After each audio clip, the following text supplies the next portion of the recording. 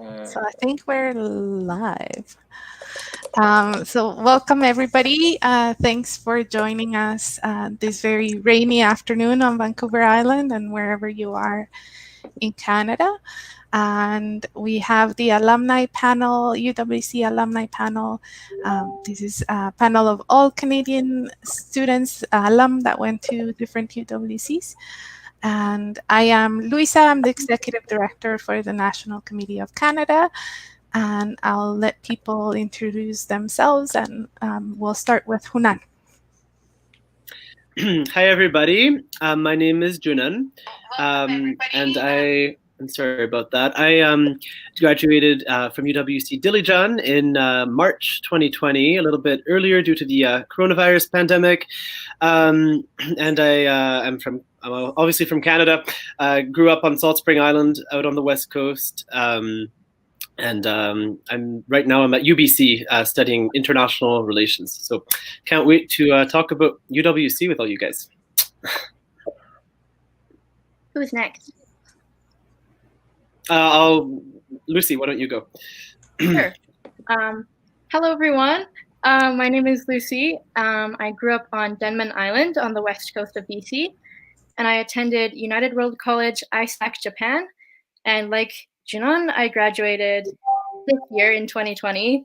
Maybe it was in March, maybe it was in June. I don't know.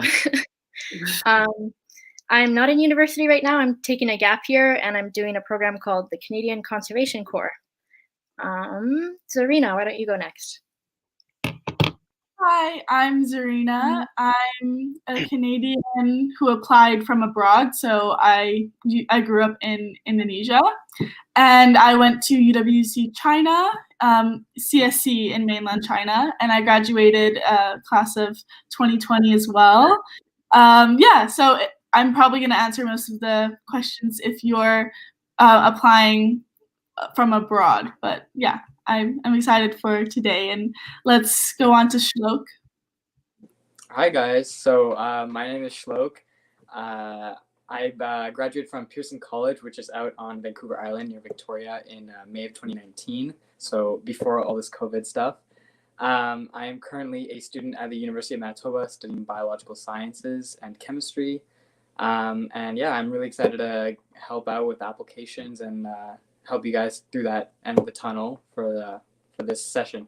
I'll pass it on to Abby and Aaron next. Hi, my name is Aaron. I'm originally from Sault, British Columbia, about like a small town 20 minutes away from Pearson College. I grew up here, and I went to Red Cross Nordic, UWC in Norway. And currently, I'm an economics student at the University of Florida. However, due to the COVID-19 pandemic, I'm living on Vancouver Island for this semester. Hi, I'm Abby. I went to the United World College of Southern Africa, Waterford, Kamkrava, and I am currently going to university at Mount Allison University studying environmental studies. And I too am out here on the West Coast with Aaron because of COVID, but heading to New Brunswick in January. And I think that's it for introductions. Or Lindsay, do you want to go? Hi, everyone. Sorry, I'm a little late. My name is Lindsay. I am a previous UWC educator. I worked at UWC ISAC Japan for the last 3 years, and I'm currently calling in from Vancouver, where I'm working at SFU at the moment.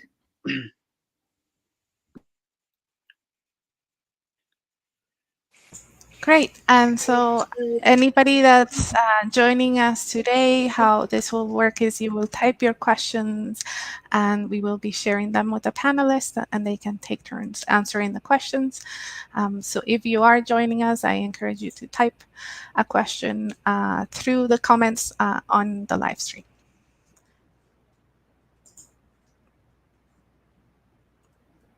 And if there are no questions right now, which I don't see any, I am going to pose the first question for us. So this is a question for the panelists, and it's just taking you back in time. If you can share with us what motivated you to complete your application.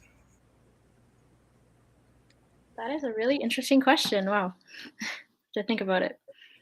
I can go first. I think if most people know or are writing the application now, the application process can be lengthy. There is a significant amount of time that's given. And I know that personally, when I was writing it, I started out really strong. That midnight when the application opened, I had my account made, ready to go, opened up. And I had like a great first week, and it like really died down because, school started and sports and everything, and got busy. And so I found that the motivation did kind of drop.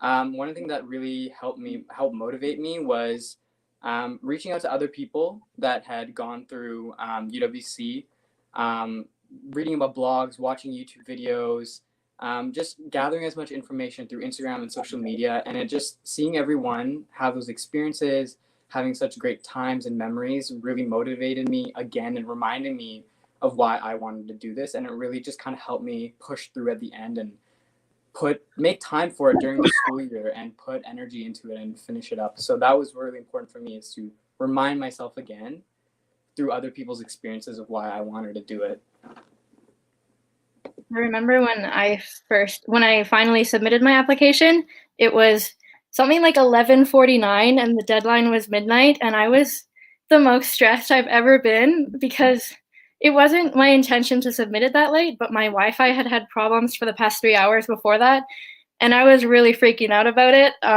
So I don't recommend leaving it to the last minute like that. However, procrastination can actually be good motivation when you have a deadline like that to submit your application if you're really stressed. But aside from that, I think also the fact that I had references in my application and a lot of people who'd supported me in all the things that I wrote about in my application, like knowing that all of those people had helped me get to that point, and they were all supporting me, I felt like I really wanted to do it for them as well, to like kind of give back to all the people who had supported me, like to do my best, give it my best shot. So yeah, all the people that supported were a good motivation. Perfect. And I'm seeing some questions come in, so I'm going to start putting them at the bottom. And the first one is from Ross, and he's asking something that's been asked before on another one of our webinars. So some of you have experience answering this. How important would you say the express yourself section of the application is?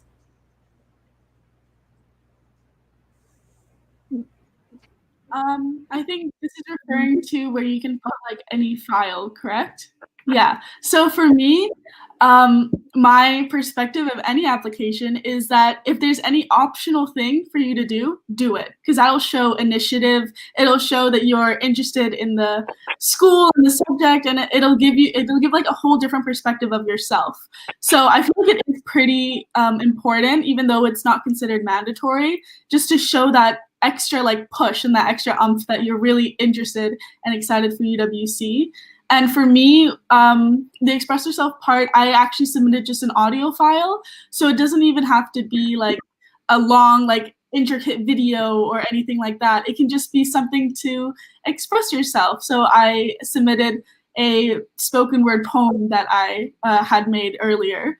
And I feel like that really pushes it, because though the readers, they can read your words, but when you're actually proving yourself and you're showing something that you've done, you've made, you've created, you enjoy, you're passionate about, it just gives a whole different perspective to you. And that's what they really want from the application, is they want to understand who you are, like from multiple perspectives, not just one. So I definitely think it's pretty important.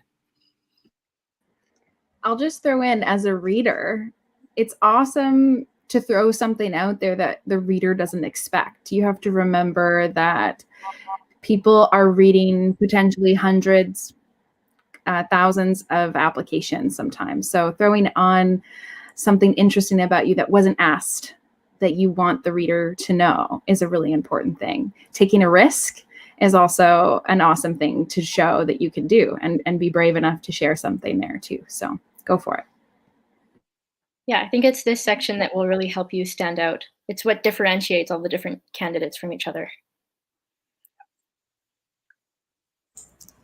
Perfect. And we have some common asked questions, and if the panelists would want to share from their own perspective answers to these. So the first one is, how long does it take to fill out the application? That depends on I'm you. happy to answer. Oh, No, go for it. okay. I think it really depends on the person. I've talked to people that have started and finished the application like days before because they just found out about UWC, or like I worked on my application for like many months because I wanted to like take my time and go through it and like be proud of every answer I did. And I also knew about UWC like long before the application was due. So I think it depends. And I think that, yeah, my answer is it depends. Someone else can elaborate and add to the time they think that it took or that it took for them. Yeah, I think I would just say that it obviously depends. You're totally right, on the person and your context and what you have to write. And if you have experience doing applications before, it's completely depends on the person. But we're only 2 weeks from the deadline. But I think I really have to emphasize it's not too late to like start your application. If you feel like right now that you haven't done nothing and you still want to apply and you just don't know where to get started or anything, like this is your chance to ask questions. And don't feel scared if you haven't done anything yet. It's definitely not too late to get going. So, yeah, that's what I have to say. And the same person has asked a follow-up question that she wants the panel to answer.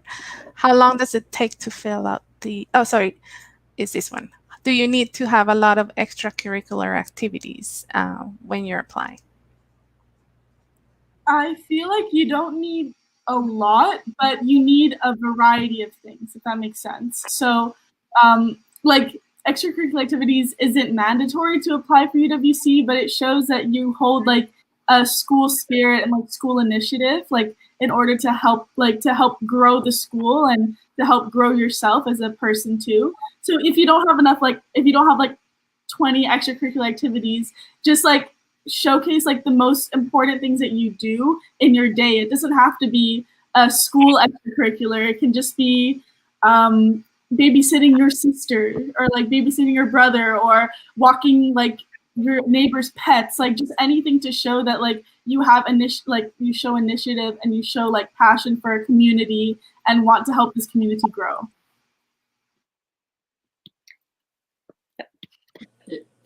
I'll hop onto that. I think one of the really important things there is depth in your extracurriculars. I think being able to speak about what you've done and for how long, and then the skills that you've gained and experiences that you've gained from that is really important. Much more than having 20 things or 10 things or 5 things to write about. It'll come across a lot stronger and a lot more effective if you're able to talk in depth about that, because what you write in your application will be brought up in your interview. Your interviewers will have read it and they will have asked questions about it. And to be able to engage in that discussion later on, past the point of the application process, the writing process, is very important. So the more engaged you are, the depth you have for each activity will be much more important than having 10 things written down. I might also just say that, like, I don't know if Lindsay wants to confirm this or not after, but I think obviously for certain people, your number of extracurricular activities or the amount of stuff you do at school might have been drastically reduced because of the situation right now. So I believe, now, I don't know, you guys can confirm, but I believe that people like the interviewers and the people who read your application will understand if like you haven't been able to do as much of your activities since March or since whenever you normally would have been, and maybe if you explain how you've coped with that and how you've attempted to adapt, even if you don't feel like you're doing as much as you used to do, I think that's completely understandable. So yeah. And just to add to, Lindsay, did you want to say anything about that? Okay, sorry, just to add to all of that, there's also like things that you might not even think of as extracurricular activities that would be really interesting to other people. Something like if you spend a lot of your free time watching like TED Talks on YouTube and you like are really into just learning different things all the time from TED Talks, or if every weekend you spend time with a neighbor, like helping them out or like gardening in their yard or something, like random things like this, just that you have dedicated time to, would be really interesting to showcase.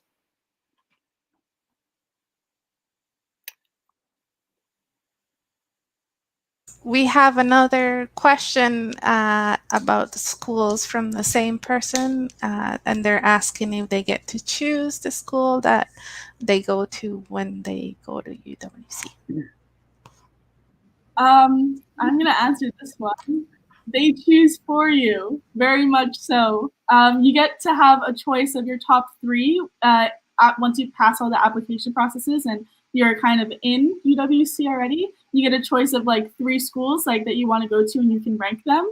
But it doesn't even matter like what you rank, because in some cases, like in my case, I ranked UWC China as one of the lowest schools to go to, and I ended up going there and loved it. Literally felt like it was my home. It was exactly the place that I belonged in. So usually the people who are reading your applications and who are figuring it out are the ones that are going to choose for you, because they know what you need more than you think, because you see things on social media, you see pictures, photos, and you have like this kind of idea in your mind of what school is the best to go to, but there really is no best school. Like, all the schools are unique in their own way.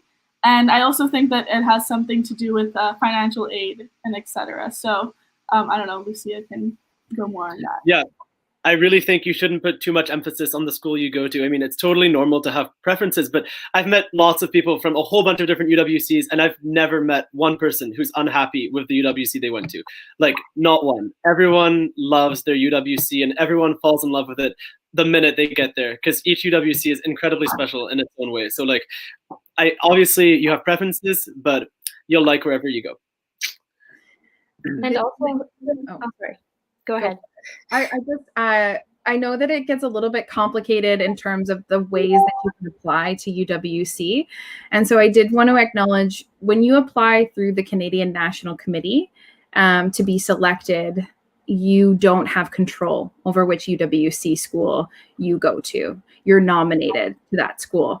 There is one other pathway that students from around the world can apply through, which is global selections, where you do now have the ability to choose your specific school, but there is no financial aid assessment that goes along with that application. So I did just want to clarify that there are 2 ways. One way, you do choose the school, but no financial aid. The other is through the Canadian National Committee, if you're Canadian. Perfect. Thank you, Lindsay. We'll move along to the next question, and it's from Vincent. And he's asking about limits and how strict they are about the express yourself section. Would you, something like 5 seconds over, be negative? I don't think that anything that goes over 5 seconds would be negative. If anybody has done over the limits, have any of the panelists, if you want to share, or if you didn't. I would say limits are really important with words, right? If you're talking about a word limit, you want to be really specific about the words that you're selecting. But in terms of like a recording, if you're 5 seconds, that's probably not a huge deal, but it will become an unfair circumstance if you go really beyond. So I'd say 30 seconds is probably, it's where a selector is going to really consider, was that additional 30 seconds something that is going to create a bias, an unfair situation for you? So just try to keep it equal if you can. It's a skill to try and do something within a limit, whether it's word limit or time limit. So you don't have to have a lot to express yourself. You just have to choose carefully about what you want. Perfect. And Francois has a question for us. If you don't get in UWC, is there other educational institutions you would recommend to have an education with purpose? Francois, that's an amazing question. Actually, no, Francois. So, bonjour. In my opinion, I think education with a purpose has the purpose that you give to it. So wherever you are getting an education, or however you're educating yourself independently in other ways in life, it's going to have as much purpose as you give to it. And I think it's the same with UWC. If you do go to UWC, it's going to have as much significance in your life as all of the effort that you put into it. And it'll be the experience that you make it to be. Yeah. I'll just jump in. This is why we also have short courses, UWC short courses that are sometimes 5 days, they're a weekend, they're 2 weeks, they're 3 weeks. They exist all over the world in non-COVID times. I certainly hope that they return. I know that we have run some online short courses as well. So there's plenty of opportunities for you to do probably what we would call an equivalent to a summer camp kind of program, but they exist all times of the year. You just go to the uwc.org website and check out the short courses. I would also say, as a non-UWC alum, but someone who's worked there, it was one of the greatest regrets that I didn't know about UWC when I was old enough to have applied, but that doesn't mean that you don't have amazing universities that are very liberal arts focused, that are very well-rounded in terms of providing you a similar IB education. And looking for a community that is globally minded exists at many different stages of your life. So it's not just high school that is your only opportunity here, but certainly go for every opportunity that you can. I also want to jump in and add something quickly. After my interview for UWC, I was convinced that I didn't get accepted, not because anything went wrong, but because I hadn't heard anything and other people were starting to hear stuff. And so I was like, well, I really wanted to do this. I don't know what I'm doing now. Like, I want to do something even within my high school career. Like, I knew that I was going to go to university and I was excited for that, but I wanted to do something. So I looked into it and I actually applied for an exchange to go to Argentina for a year. And I ended up getting accepted the same day that I got accepted for UWC. And I chose to go to UWC. But the idea that there are more opportunities in terms of high school out there, and that you just have to be creative and look into stuff. And if you're really looking for something and you don't get into UWC, there are other options even within high school, or reapplying is a possibility. And lastly, I want to say, with UWC, I think it was very reiterated when I was going through the application process that this application doesn't define who you are or what you can do or what you will do, and that your self-worth is not dependent on if you're accepted or not, and that you get to a certain stage where everyone at the interviews, they said every person here is a great candidate. We just got to see who's a good fit for the places we have. And so just reminder that there are still so many opportunities out there for you beyond UWC. Obviously, we would love to have you as part of the UWC community, but there is more, and you have the opportunity to do so many things, and UWC is potentially one of them. Welcome. Great. We have a question from an alum. Her name is Kira. And she's asking if there are opportunities at UWC to really engage in the subjects I'm passionate about and make a real difference. Yes. Definitely. I can give an example of something I just thought of. I don't know if this is exactly it, but for example, at RCN, I was really into philosophy, really into it. Half a joke, but I think a lot of people saw me as a philosophy guy on campus, and I really, really enjoyed it. And I had the opportunity to give a TED talk about philosophy, or a TEDx talk about philosophy, and that was an example where I was given this space to then really dive into philosophy itself and talk about it and engage in it in my own time. And that was a really, really cool, totally outside of academics. And of course, there's opportunities within the academics. You could talk about the EE and stuff like that. But that's one small example that I'll share. I'm sure other people have other things to say. Yeah, there's so many examples. I can think about one. I mean, if we're talking about the subjects and IB wise, I took music HL as one of my subjects. And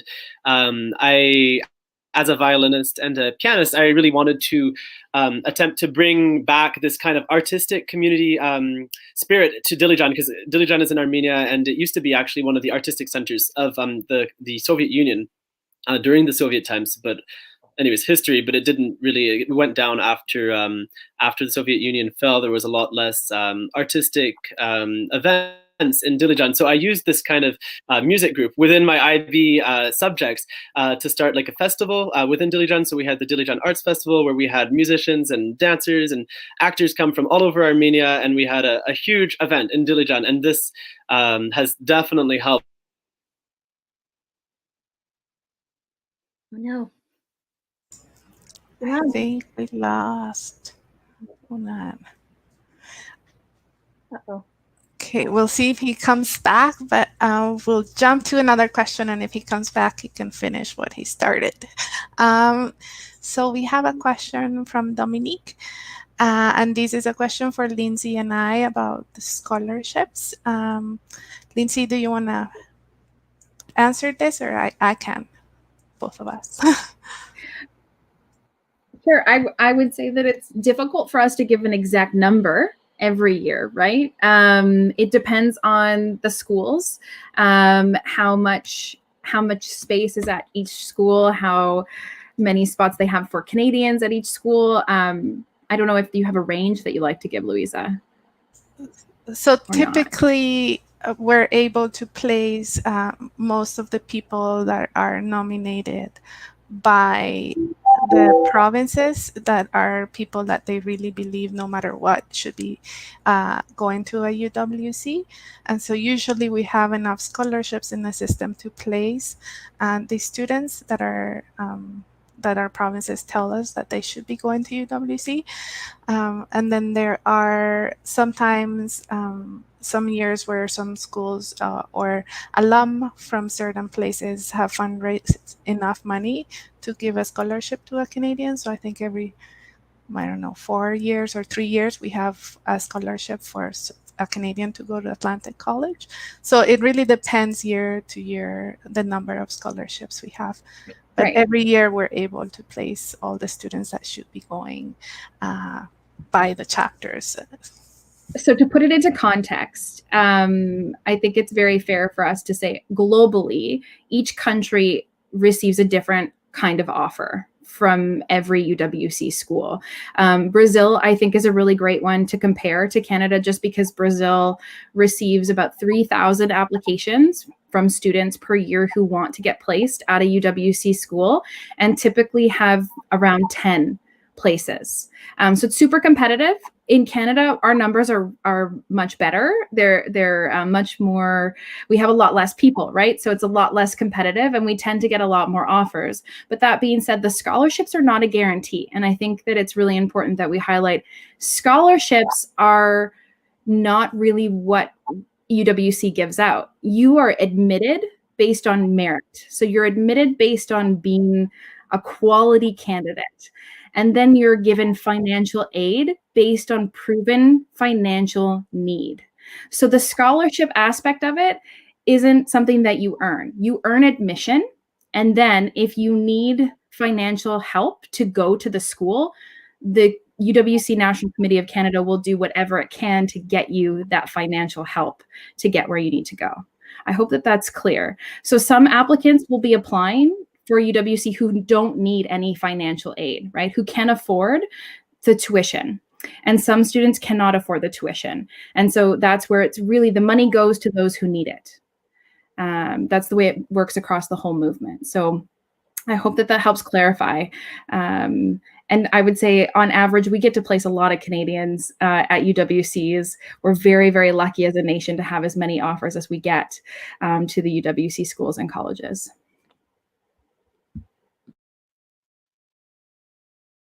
Great. Hunan, I don't know if you wanted to finish what you were saying earlier.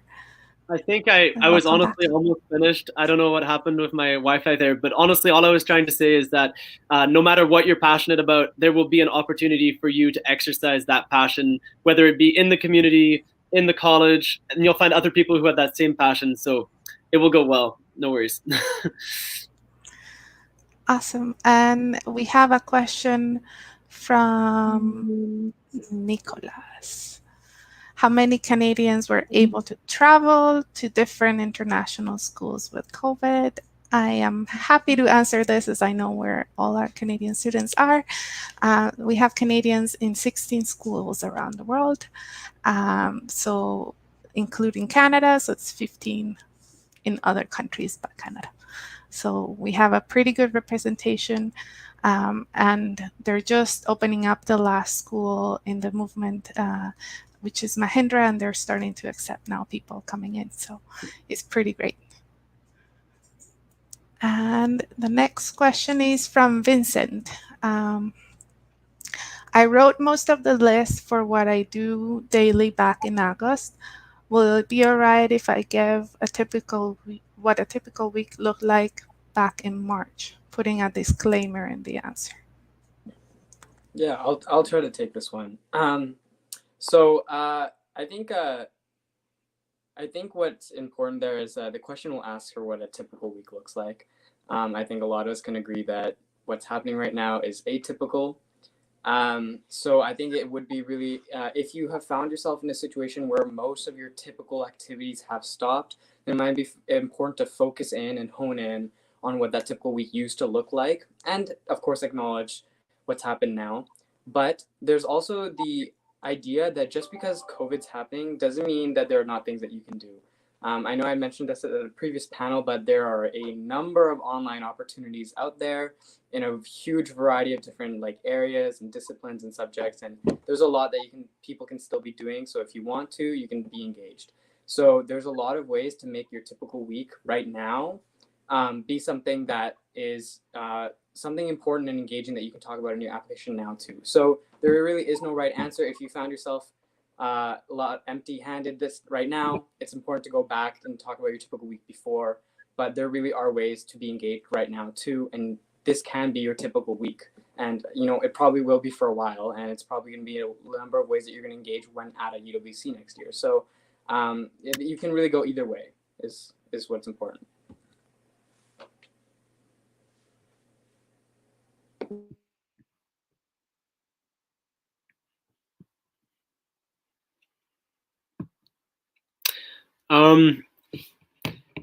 I can. Oh, sorry. You can get it. Go ahead. Perfect. You go ahead. You were at UWC when it started. I was just reading it. I realized I was on mute. Well, I'd rather not use what happened last year as an example, because I think that was quite chaotic. No one knew exactly how this pandemic was going to look like. So I'll go off of what I've heard from my first years right now at the colleges. And from what I've heard, it's incredibly well organized. Now, of course, every college will kind of make their own COVID-19 protocol, because it's up to each college to do so. But I can say that in Dilijan, when you arrive in the country, there's a mandatory 2-week quarantine. At first, you get put into a hotel, which is not on campus, not even close to campus. It's in the capital city, so you're made sure that you don't have any symptoms before you're even allowed on campus.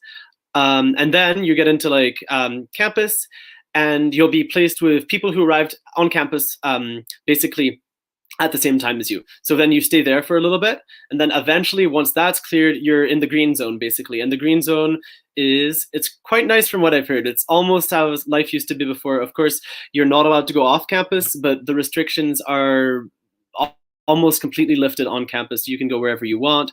You can hang out with whoever you want to. Classes are in person. So in terms of on-campus life, I do not think there's been a dramatic shift in that. Obviously, the biggest difference compared to pre-COVID life, and it is quite big, is that you can't go off campus by yourself. So you wouldn't be able to just go on a normal hike or whatever you want to do, weekend trip to the city. That's not possible.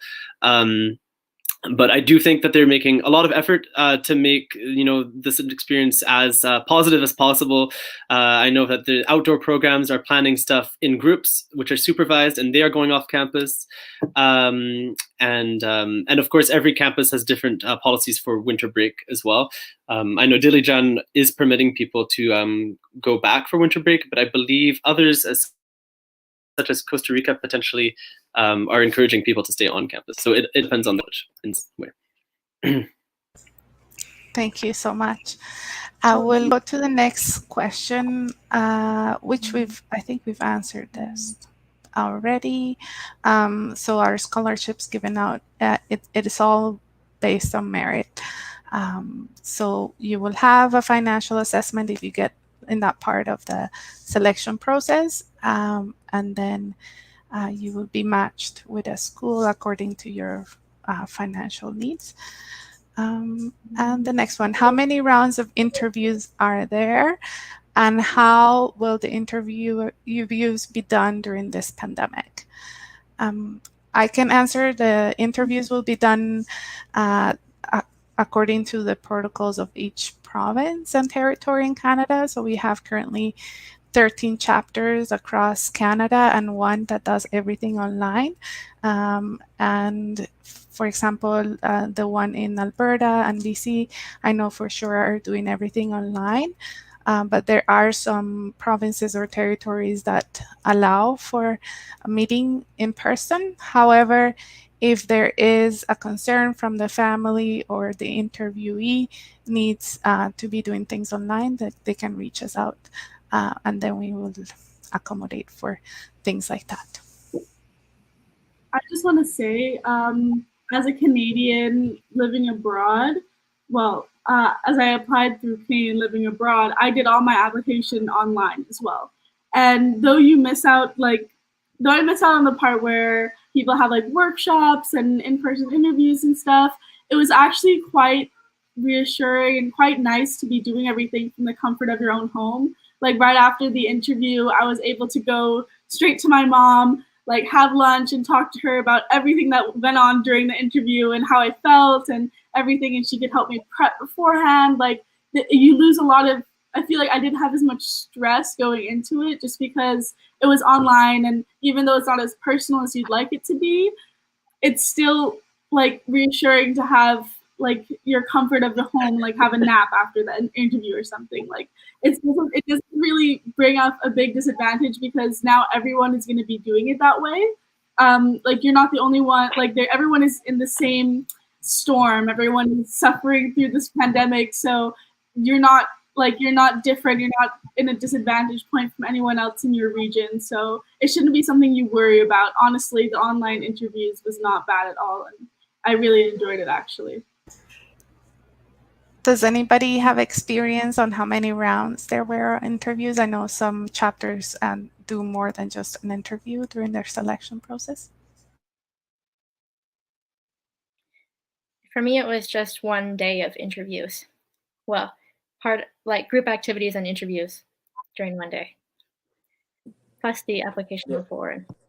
I know Alberta does a couple rounds. There's group interviews, like a whole day experience. And I think Lindsay once mentioned this, or maybe it was someone else, but they really try to make the whole interview day like a whole experience as well. Whether you get in or not, you get some kind of little bit of an experience of meeting those people, getting a broad range of different experiences, and just having a full day full of like a UWC experience type of day, field day. So in Manitoba, for example, where I'm from, we had an application and an interview, and then I got an email with a yes or no type of thing.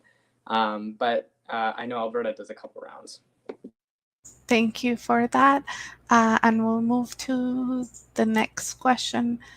Do you have to be in an IB program currently to be eligible for this program?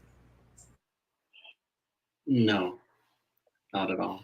I remember personally, from my experience, I had no idea what the IB was. And I remember Googling the Wikipedia page on the IB to try and understand what the 7-point structure was and what bonus points are and how do you write an EE. And no, if you're accepted, like you're walked through the whole That's IB one of the system. coolest things about this movement is that you're going to school at UWCs with students from every single national curriculum around the world and private curriculum that exists, right? So everyone's coming from a different educational background. You're all going to enter IB together and try to survive it together with a variety of different backgrounds. It's one of the best things about it, I think. But I just want to say IB is not all that amazing. Like Lindsay made it seem like very, very amazing. It is a tough curriculum. So I do think that it is very, very helpful for university and everything now. Like I'm understanding how important writing all those IAs were because I can now write papers on papers and not feel as much stress as I did during the HL Theater IB program. But it definitely is tough, but like Lindsay said, you're there to support each other. Just don't I feel like you should know what you're getting yourself into. IB is a tough program, but it's definitely better and easier to handle when you're with everyone else in the same boat.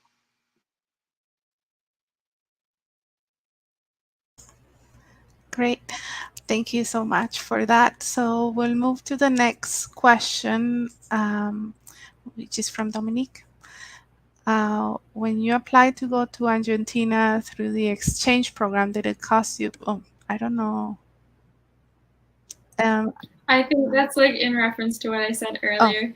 And just to quickly answer it, I don't know much about other programs out there, but I would like to emphasize that like UWC does a really great job of making it equitable for people to go, and like enabling people that might not have the financial opportunity to do other things to apply and go through the application process, and regardless of finances have the opportunity to go.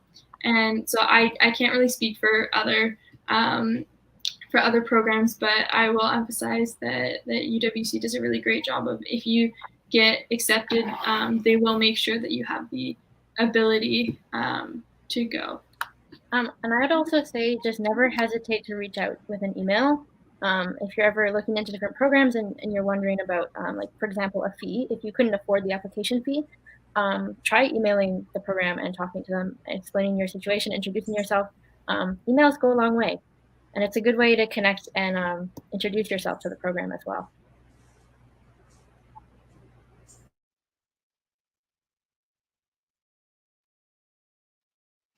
Lindsay, you're muted. The next question from Elliot is, according to you, what are the selection criteria to be selected for an interview? It's very similar to something we've answered in the past, which is what makes a UWC student. It's on the website. Go read the website. That's right. Does anybody want to share kind of the diversity of the student body and how that was being at a UWC? I can try. I don't know. I feel like I'm just going to repeat a lot of what you said in the past. What's on the website, but like to really hammer it down, I think it's I think in the interview, to be accepted for an interview and to be a UWC student, like constantly looking for engaged, interested, and I'll say authentic. And this is touched a lot about in the application process, but to really be who you are, no matter what that is. Because that's what we're looking for, is diversity in character as well as diversity in nationality. And any sense of trying to be someone who you're not is really easy to spot in applications. And I think that's the most important part, just be interested, engaged in whatever it is that makes you, and that will really shine through. And I would also say, if you want to be strategic about it, try and like you're kind of selling yourself when you're applying, right? So you're like kind of showing who you are, but you don't want to give everything away either. So you want them to want to get to know you better, and you want them to be intrigued by something you said, and they want to ask you about it and get to know you more. Like, for example, in my application, I just wrote a brief little thing that I was in welding club, and when I got to my interview, they wanted to hear all about welding and how did you get involved in welding and why and all of this stuff. So yeah, just make yourself showcase who you are, and they'll want to get to know you more. So there is a really great question about what is it like to be at a UWC, like housing wise. I know that there are many systems across the movement, but if you want to highlight what your experiences were like. Okay, yeah, go ahead, Zarina. No, Shleka. Okay, I think I can give a general breakdown. Of course, there will be, I guess, tweaks to what I'm saying per each school. But generally, I think you'll find that there's multiple houses on campus, and each house will comprise of a set number of students. So if there's 200 students at your school, and there's 5 houses, you're going to see 40 kids per house. So each house will have a number of students, and then that house will have multiple rooms.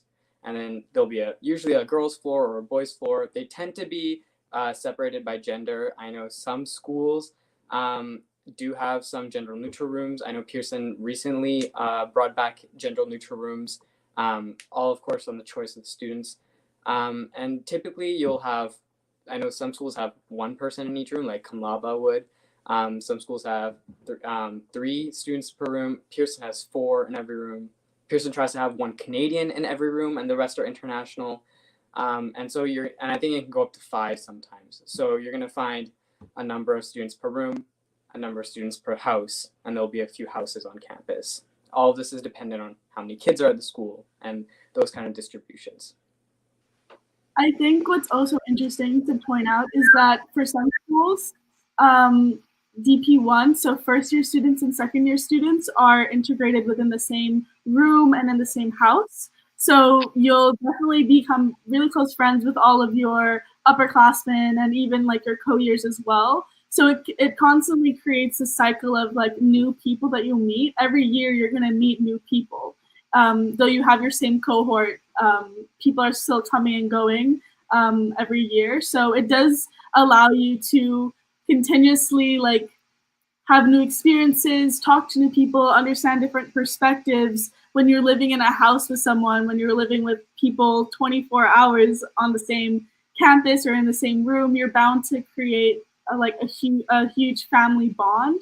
And usually your room is supposed to be like your family and your house is supposed to be like your family. I know that most houses have house parents or like the faculty that lead or like kind of, yeah, like house parents. I don't know how else I could describe it. So they are the people that you kind of look up to as like role models and kind of like your like the family figure. So I don't know, it just makes it like a home. Just because like you're living, you still have a family. Yeah, and I would just add that, like, I don't know, in Dilijan at least, we really tried to like separate that that like academic role model teachers compared to those in the tunes or in the houses. We call them tunes. So like, for example, our house parents usually would not be our teachers, for example. And that way we really have someone that we can go to if we have something that we want to, we want to talk to someone about something that's going on in our personal life, something that's going on in our academic lives, basically anything at all. They are there to listen and they are there to support you. And unless, obviously, there's certain scenarios, but usually it's quite confidential and you can just talk to them as you would talk to family. And it's just incredibly supportive. And I felt such a deep connection to my house parents. The people that are given these positions are incredibly special people who really value the students and the people in the houses. So there's that connection is really strong. And there are also, there are also surveys that are sent out before you arrive. So they ask you questions about your preferences of living, like what time you sleep and different things like this. And so those help match you with appropriate roommates. And at UWC ISAC Japan, I think we're the first UWC to have gender neutral housing. And so in the gender neutral housing, well, in every situation, you're assigned to a room based on your gender identity. And in the gender neutral housing, they have a mix of all genders, but the rooms are separated by gender identity. And as Rena was saying, it's like your family. I would say your roommates are like your siblings and your housemates are like your cousins. You all get really close doing stuff together. So it's an amazing living arrangement. Great. Thank you, everyone, for that. There is a question about how many people generally apply from Canada and how many get in. As you all know, there's usually around between 40 and 50 Canadians around the world selected each year, nominated to UWC, and the applications vary from year to year.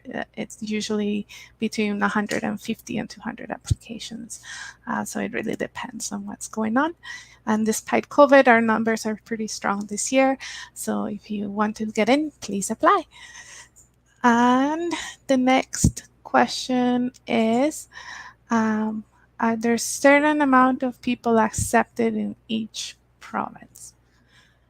So I don't know if any of you want to talk about your experiences in your province, but I can say from the national committee that we try and get representation from most provinces and territories if possible. But the most important things for us is merit. And so if there is a qualified candidate from somewhere, we will nominate them.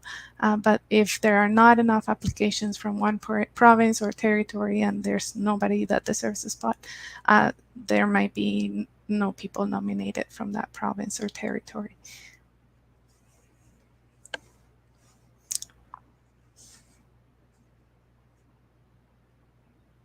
Shlok, I think you were the only one from Manitoba, right?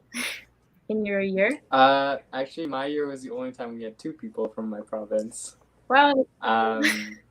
Typically there's one, and we haven't had any in a couple of years now, so that's okay. We need to fix that. Yes, we do. And this is why we're doing outreach like we are today. There is 2 more questions, and if you have more questions, we still have 10 minutes left, so post your questions on your comments. This last one is it okay if you provide midterms or most recent report cards instead of your transcript if you're unable to receive it? So this was asked in our last webinar. Does anybody want to answer this? Yeah, just provide what you can. If you don't have access to it, then there's nothing you can do. They're not going to dock you points for not having access to it. That's not your fault. So your most recent report card, your most recent transcript, whatever it is that your school provides, whether it's notarized or not, it's just about the most recent thing, and it's about getting an idea of your academic standing that will kind of see whether UWC and IB is something someone could handle. So again, something that's the most recent and actually accessible. No one's gonna call you out for not having something that you can't get. Thank you so much. And we have another question that just came in. What is the acceptance rate for getting in when you apply in grade 10? Maybe we'll just talk about, did any of you apply in grade 10? And if so, can you talk about this? Or if not, I'm happy to answer this. Did anybody apply in grade 10? I didn't apply in grade 10, but I do know people who did. So normally you're supposed to apply for grade 11. So you apply to go to UWC during grade 11 and grade 12. But usually I would say that UWC prefers students who are like of the like encouraged age, which is 16 or above, just because UWC, the whole experience is quite like heavy and quite like hard to cope with because you're moving to a whole different country and you're doing this hard curriculum and you're quite overwhelmed at times. So I would say that I'm not sure if there's any like bias towards like students who are older, but in my perspective, in my like thoughts, you should be like of the age, which is 16 when you're gonna enter UWC, just because I feel like it allows you to like have a bit more experience and have an easier time coping with all the extremities that happens like during UWC. I'm gonna jump in, and I'm sorry, I'm gonna say something totally different, just to make things more complicated. There are some schools, Serena, you know this. Changshu is an example of this, as is UWC, ISAC Japan. Some schools have local curriculums as well. So Maastricht, even I think Waterford has kindergarten all the way up to grade 12. Some of these schools you can apply to earlier on, and you can apply directly to the schools. Now, if you're somebody who really is excited and totally all about the UWC movement, why would anyone want to keep you from that community? That's my opinion. If you are 14 or 15 and you really know that this is something that you want, I say go for it. I have read applications where a student did not get in grade 10, and then they apply in grade 11 through their national committee. And there's so much growth that happens in that year, right? So you're also going to learn so much from applying and not getting in potentially and applying again, and showing how dedicated you are. So number one, if you are really, really keen on UWC, seek out those earlier opportunities. They do exist. Okay. And if it doesn't work out, apply again and apply again and apply again. Don't give up. Because if it's meant to be, it will happen for you either as a short course or high school or something. Okay. To talk a bit more like about the pre-IB program at UWC China, they're actually wanting to do like more integration of like international students within that program. So I think that it's like the most amazing time to have because you're doing pre-IB, so it's not the stress of like the full IB, and you get a bit of like an ease into what the IB curriculum actually is and learn a bit more about how to navigate your way through that. And it also gives you one extra year at a UWC, which is honestly like, what more could you ask for? So I definitely think you should look more into that if you are in grade 10 or going into grade 10 and you want to apply. I want to hop in real quick. I know that when I was applying, I know the pull to want to know statistics about how many people from a province, how many from the country, how many scholarships are there, how old is everyone. The pull towards knowing those statistics gives some comfort and is able to maybe help you know whether you're going to get in and where or not. Having gone through it and having seen some people go through it, I'm going to say that often those statistics are, I don't want to say meaningless, but they can be. If you merit it, if you worked hard, if you demonstrate an ability to engage and to learn, you will get a position. It doesn't matter how old you are. It doesn't matter which province you are from. It doesn't matter like if you're from East Coast, West Coast, no one cares. Those stats do not matter at the end of the day. What matters is, are you going to fit in and do you deserve this? Because they're not going to say, don't know you saying, oh, we already have 5 people from Ontario. We're not going to accept a 6th one. If you deserve it, you'll get it. That's what's much more important. So focus on writing a good application, building yourself, building your experiences, building your engagement, and trust in your own abilities and experiences to get in, much more than your age and where you're from. I think you answered all the following questions with that. And we are just a few minutes to close. And so maybe I will scan through just to make sure we grab anything that hasn't been there. Are there different language courses at the colleges? Yeah, I can talk about this. So there's a whole bunch of different language courses.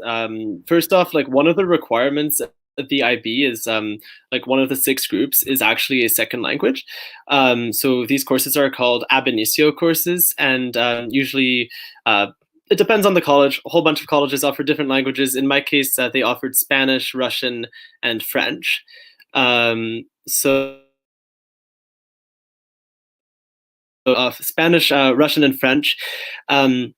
So basically, these are one of the classes that you're going to be required to take. It's one of these second language courses, and you'll have opportunities to engage often with people from these language native speakers in the college, which is an amazing asset to being at UWC. Also, if you're talking about as a native speaker and maybe your native language isn't English, if it's French,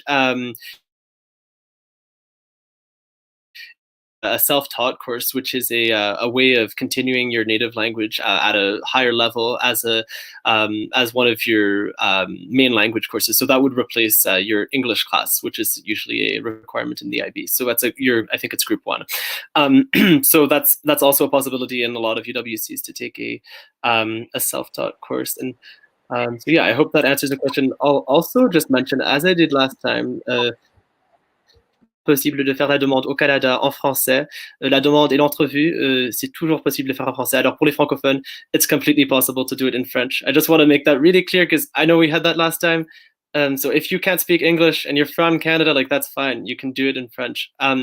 So that's important to make clear. So there we go. I hope that helps. Thank you, Hunan. And we're just 1 minute to wrap up, and I will quickly answer 2 of the questions. This one, the deadline is the 30th of November, not the 15th. It's been advertised everywhere. So please check our website and our Instagram, Facebook, and even YouTube channel for this information. You will know if you've been selected for an interview by the end of January latest. However, I don't know what's going to happen with COVID-19. And so last year, the nominations was thrown out quite a bit. And so things are a bit delayed this year. So we are still aiming for the end of January. And if that changes, I'll be in communication with everyone that has applied to notify them of a change. And Emma wants to say thank you.